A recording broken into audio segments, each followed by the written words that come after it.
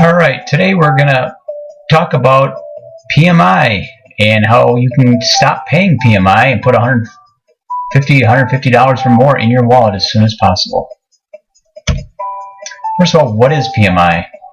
PMI is private mortgage insurance.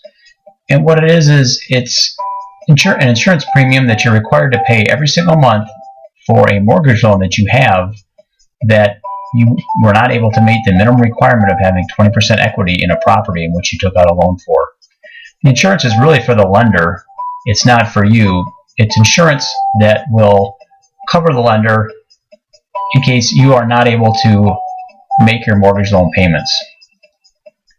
So it's really for their benefit, not yours, but it's because you didn't have the 20% or more equity at the time that you took out that loan. Now, the good news is that even though you didn't have it at the time you took the loan, does not mean you have to keep paying that for the entire life of the loan. As soon as you can prove that you have 20% or more equity in your property, you can basically go to the lender and request that the private mortgage insurance be removed and that you save from having to make those premiums. Now, one thing you can do is use your property tax bill, and often those property tax bills, depending on the jurisdiction, will show an estimated fair market value of the property.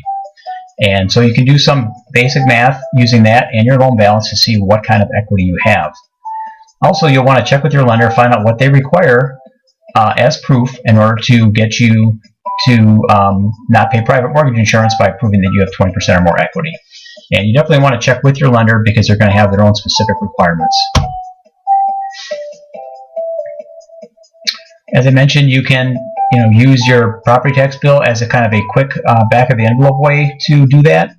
The other thing is you can do a little bit of research on your own by going on the internet, seeing what some comparable homes in your neighborhood or area that are similar size, similar number of bedrooms and bathrooms, and just get another data point to see roughly what your property is worth. Typically, most lenders are going to ask you to get an appraisal. They're not going to take some of the information that you may have gotten on your own. They're going to require that a independent appraiser come in and actually verify what the fair value is. So it's going to cost you some money to do that. It's going to cost a few $100s, so you definitely want to be careful and make sure you've done enough comparables on your own to get comfortable that you have at least the 20%. The other thing that you can do is you can kind of take advantage if you're going to be doing a refinancing soon, maybe to get a better rate. You can hold off till then if you know you've got the 20% or close to it. If it appraises out at that time, by switching loans, the new loan won't require the private mortgage insurance if you have the 20%, even though the prior one did. So I wish you the best of luck. Go ahead and give this a try. Again, it's well worth doing. It's not going to take a lot of your time to get that information after you contact your lender. If you've got some information that shows, especially if property values have been going up, you may have gotten to the 20% level sooner than you realized, and the sooner you can prove that, the sooner you can get out from under making those insurance payments for someone else and start putting that money back in your pocket.